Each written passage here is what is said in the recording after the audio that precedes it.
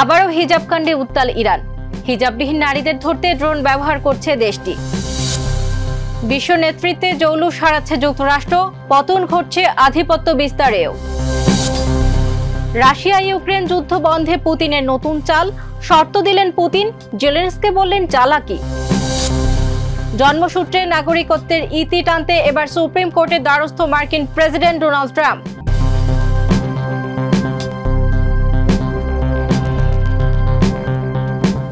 দর্শক, আমন্ত্রণ মাই TV I নিউজে।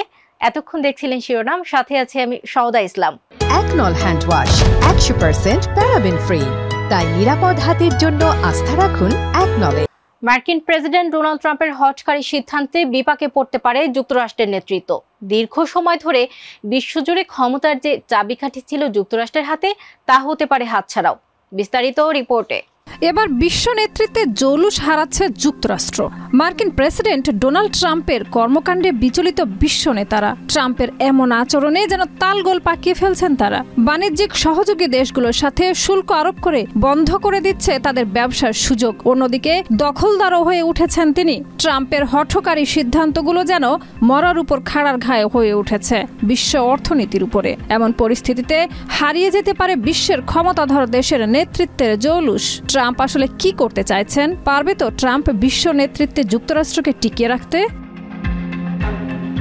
জাতিসংঘ, বিশ্ব ব্যাংক, IMF এবং ন্যাটো গঠনে যুক্তরাষ্ট্রের নেতৃত্ব ছিল অপরিহার্য। তবে মার্কিন নীতি পরিবর্তনের ফলে বিশ্বব্যাপী নিরাপত্তা এবং বহুপাক্ষিক সহযোগিতা দুর্বল হয়ে পড়েছে। প্যারিস জলবায়ু চুক্তি এবং বিশ্ব স্বাস্থ্য সংস্থা থেকে সরে আসা, ন্যাটোকে দুর্বল করা এবং বাণিজ্যিক অংশীদারদের উপরে শুল্ক আরোপ করার মতো পদক্ষেপগুলো বৈশ্বিক বাণিজ্য ব্যবস্থা পরিবর্তন করে দিয়েছে।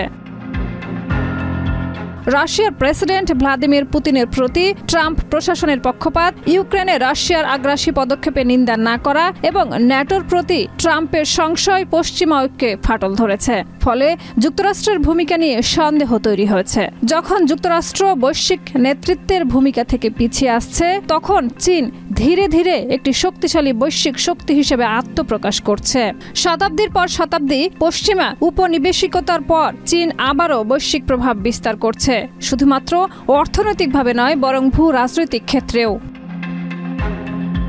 চীন যদি তার উত্থান অব্যাহত রাখে, তাহলে বৈশ্বিক নীতিমালা পরিবর্তিত হতে পারে, যেখানে রাষ্ট্রীয় সার্বভৌমত্ব এবং অব্যাহত হস্তক্ষেপের পরিবর্তে গণতন্ত্র এবং মানবাধিকার প্রাধান্য পাবে না। চীন যদি তার উত্থান অব্যাহত রাখে, তাহলে বৈশ্বিক নীতিমালা পরিবর্তিত হতে পারে, যেখানে রাষ্ট্রীয় সার্বভৌমত্ব এবং অব্যাহত হস্তক্ষেপের পরিবর্তে গণতন্ত্র এবং মানবাধিকার প্রাধান্য পাবে না। এদিকে ভূ রাজনৈতিক অস্থিরতার সুযোগ নিয়ে রাশিয়া তার প্রভাব বিস্তার করছে। 2014 সালে ক্রিমিয়া অধিগ্রহণ এবং 2022 সালে ইউক্রেন আক্রমণ করে রাশিয়া পরবর্তী যুদ্ধোত্তর ব্যবস্থাকে চ্যালেঞ্জ জানাচ্ছে। ট্রাম্পের রাশিয়ার প্রতি মনোভাব বিষয়টিকে আরো জটিল করে তুলেছে।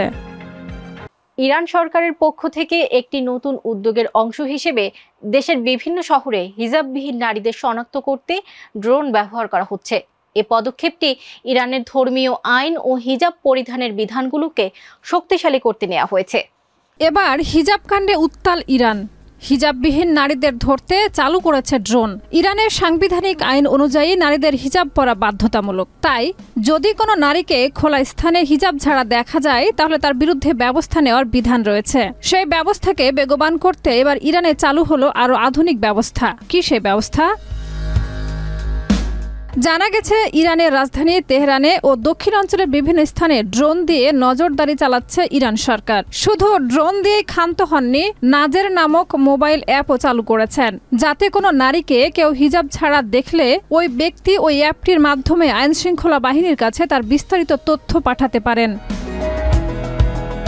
ড্রোনের মাধ্যমে শহরের বিভিন্ন সড়ক, বাজার এবং জনসমাগম স্থলে নজরদারি চালানো হচ্ছে। সাধারণ জনগণ এবং পুলিশ উভয়ই এই অ্যাপের মাধ্যমে তথ্য পাঠানোর সুযোগ পাবেন। 14 মার্চ জাতিসংঘ এক প্রতিবেদনে এ তথ্য নিশ্চিত করেছে।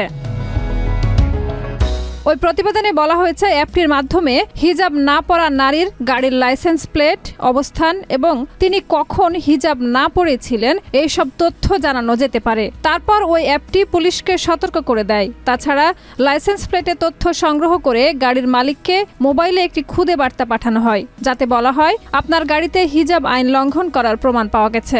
যদি আপনি এই সতর্কতা উপেক্ষা করেন তবে গাড়িটি জব্দ করা হবে। 2024 সালের সেপ্টেম্বর থেকে অ্যাপটির পরিধি আরও বাড়ানো হয় এবং এটি ইরানের পুলিশের ওয়েবসাইটের মাধ্যমে ব্যবহারের জন্য উপযুক্ত। মূলত অ্যাম্বুলেন্স, ট্যাক্সি এবং গণপরিবহনে থাকা নারীদের টার্গেট করার জন্য এই অ্যাপটি তৈরি করা হয়েছে। Shahida Ruby, MyTV. শর্ত দিয়ে যুদ্ধবিরতির চুক্তি করতে চাইলেন রাশিয়ার প্রেসিডেন্ট ভ্লাদিমির পুতিন। এদিকে ইউক্রেনের প্রেসিডেন্ট ভলোদিমির জেলেনস্কি এতে অস্বীকৃতি জানিয়েছেন। কোন দিকে যাচ্ছে রাশিয়া ইউক্রেন যুদ্ধ, বিস্তারিত থাকছে রিপোর্টে। এবার শর্ত দিয়ে যুদ্ধবিরতির চুক্তি চেয়েছেন রাশিয়ার প্রেসিডেন্ট ভলোদিমির পুতিন। তবে একে পুতিনের চালাকি বলে আখ্যায়িত করেছেন ইউক্রেনের প্রেসিডেন্ট ভ্লাদিমির জেলেনস্কি। আসলেই কি শর্ত দিয়ে বন্ধ হতে চলেছে রাশিয়া ইউক্রেন যুদ্ধ, না সত্য হতে চলেছে জেলেনস্কির আশঙ্কা? রাশিয়ার প্রেসিডেন্ট ভলোদিমির পুতিন 15 মার্চ এক বক্তব্যে বলেন তিনি ইউক্রেনের সঙ্গে যুদ্ধবিরতি চান, তবে এর জন্য ইউক্রেনকে মানতে হবে কিছু শর্ত। পুতিনের দাবি, ইউক্রেন যদি তাদের সেনাবাহিনী সহ পিছু হটে এবং রুশ সেনাদের অগ্রগতির পথে বাধা না দেয়, তাহলে রাশিয়া এই যুদ্ধ থামানোর জন্য প্রস্তুত। এদিকে ইউক্রেনের প্রেসিডেন্ট ভ্লাদিমির জেলেনস্কি পুতিনের প্রস্তাবকে অস্বীকার করে বলেন এটি একটি চালাকি মাত্র। তিনি বলেছেন রাশিয়া কোনো আন্তরিক যুদ্ধবিরতি চায় না, বরং এটি যুদ্ধের সময়সীমা বাড়ানোর একটি কৌশল মাত্র। জেলেনস্কির মতে রাশিয়া যদি সত্যি যুদ্ধ থামাতে চায় তবে তাদের সমস্ত সৈন্যকে ইউক্রেন থেকে বেরিয়ে যেতে হবে এবং ইউক্রেনের সার্বভৌমত্ব এবং আঞ্চলিক অখণ্ডতার সম্মান করতে হবে। পুতিনের প্রস্তাব যুদ্ধের পরবর্তী পদক্ষেপের জন্য একটি নতুন চাল হতে পারে, যা আন্তর্জাতিক চাপের মধ্যে ইউক্রেনকে তার শর্ত মেনে নেওয়ার জন্য প্রস্তুত করার চেষ্টা। তবে ইউক্রেনের পক্ষ থেকে এসব শর্ত মানতে অস্বীকৃতি জানানো হয়েছে এবং যুদ্ধের সমাপ্তি বা শান্তি আলোচনা নিয়ে কোনো নিশ্চিত অগ্রগতি দেখা যাচ্ছে না। এখন পর্যন্ত রাশিয়া ইউক্রেন যুদ্ধের অবসান ঘটানোর জন্য কোনো কার্যকরী সমাধান বের করা হয়নি। বিশ্ব সম্প্রদায়ের চাপ বৃদ্ধির পরেও যুদ্ধের এই পরিস্থিতি আরও জটিল হয়ে উঠেছে। রুশ প্রেসিডেন্ট ভলোদিমির পুতিন বলেছেন তিনি ইউক্রেনের যুদ্ধবিরতির ধারণার প্রতি সমর্থন জানিয়েছেন, তবে এই ব্যাপারে কিছু গুরুত্বপূর্ণ প্রশ্ন রয়েছে যা সমাধান করা প্রয়োজন। তিনি জানান যুদ্ধবিরতি এমনভাবে হতে হবে যাতে এটি টেকসই শান্তি প্রতিষ্ঠা করতে এবং সংকটের মূল কারণগুলো দূর হয়। নাজমা, মাইটিভি। রাশিয়ার প্রেসিডেন্ট ভ্লাদিমির পুতিন জানিয়েছেন ইউক্রেনের সেনারা যদি আত্মসমর্পণ করেন তবে তাদের প্রাণ ভিক্ষা দেয়া হবে। তিনি আরও উল্লেখ করেন যে যারা আত্মসমর্পণ করবে তাদের উপর কঠোর শাস্তি হবে না এবং তাদের নিরাপত্তা নিশ্চিত করা হবে। বিস্তারিত রিপোর্টে। ইউক্রেনের সেনাদের নিয়ে এবার বিস্ফোরক মন্তব্য করলেন রাশিয়ার প্রেসিডেন্ট ভ্লাদিমির পুতিন। প্রাণে বাঁচতে চাইলে তাদের করতে হবে আত্মসমর্পণ। ইউক্রেনের সেনারা প্রাণ ভিক্ষা পাবেন আত্মসমর্পণের মাধ্যমে। ইউক্রেনের সেনারা কি সত্যি হার মেনে নিবে, করবে আত্মসমর্পণ? কি বলছে ইউক্রেন? ইউক্রেনীয় সেনাদের প্রতি কোনো নিষ্ঠুরতা প্রদর্শন করানো হবে না। আত্মসমর্পণের মাধ্যমে তারা তাদের প্রাণ বাঁচাতে পারবেন। ইউক্রেনের সেনারা যদি আত্মসমর্পণ করেন তবে তাদের জীবন বাঁচানো হবে, বললেন পুতিন। তিনি আরও বলেন তার দেশ সবসময় শান্তি প্রতিষ্ঠা এবং মানবিক মূল্যবোধের প্রতি শ্রদ্ধাশীল। ইউক্রেনীয় বাহিনী যদি আত্মসমর্পণ করে তাদের জীবন রক্ষা করা হবে এবং তাদের শাস্তির মুখে পড়তে হবে না। এটি একটি মানবিক আহ্বান যা শান্তিপূর্ণ সমাধানের পথ উন্মুক্ত করবে।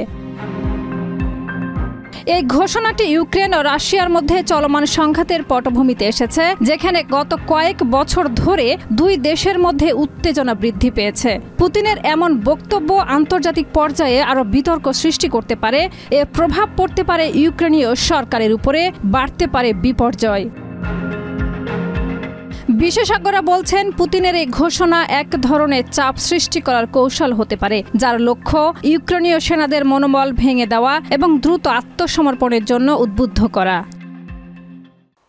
মার্কিন প্রেসিডেন্ট ডোনাল্ড ট্রাম্প ক্ষমতা গ্রহণের পর থেকে অবৈধ অভিবাসী তার দেশে না রাখার সিদ্ধান্তের কথা জানিয়েছেন। ইতোমধ্যে তিনি ভারত সহ বেশ কয়েকটি দেশের অভিবাসীদের একরকম হাত পা বেঁধে বিমানের তুলে দিয়ে দেশ ছাড়া করেছেন। এবার তিনি সুপ্রিম কোর্টের দ্বারস্থ করলেন আবেদন। বিস্তারিত রিপোর্টে। এবার জন্মসূত্রে নাগরিকত্বের ইতি টানতে যুক্তরাষ্ট্রের সুপ্রিম কোর্টে আবেদন করলেন মার্কিন প্রেসিডেন্ট ডোনাল্ড ট্রাম্প। কিন্তু হঠাৎ এমন সিদ্ধান্ত কেন নিলেন ট্রাম্প? আসলে কি করতে চাইছেন বিশ্বের ক্ষমতাধর এই প্রেসিডেন্ট? যুক্তরাষ্ট্রের প্রেসিডেন্ট ডোনাল্ড ট্রাম্প এবার জন্মসূত্রে নাগরিকত্ব বাতিলের জন্য সুপ্রিম কোর্টের দ্বারস্থ হয়েছেন। তার এই উদ্যোগকে পূর্বে বারবার নিম্ন আদালতগুলো অসাংবিধানিক এবং দেশের দীর্ঘদিনের জন্মসূত্রে নাগরিকত্বের ইতিহাসের বিরুদ্ধে বলে রায় দিয়েছে। এমনকি ট্রাম্প প্রশাসনের অনুরোধে এসব রায়ের উপর স্থগিতাদেশ জারির জন্য আবেদন করা হলেও আপিল আদালতগুলো তা নাকচ করে দেয়। 21শে জানুয়ারি 2019 সালে ট্রাম্প একটি নির্বাহী আদেশে সই করেন, যার মাধ্যমে তিনি যুক্তরাষ্ট্রে অবৈধভাবে বা সাময়িক ভিসায় অবস্থানকারী অভিবাসীদের সন্তানদের নাগরিকত্ব বাতিল করার প্রস্তাব দেন। তবে ওই পদক্ষেপের বিরুদ্ধে যুক্তরাষ্ট্রের সিভিল লিবার্টিজ ইউনিট এবং অন্যান্য অভিবাসী সংগঠন মামলা দায়ের করে। এরপরই ডেমোক্র্যাটদের নেতৃত্বে 22টি প্রদেশও ট্রাম্পের সিদ্ধান্তের বিরুদ্ধে মামলা করে।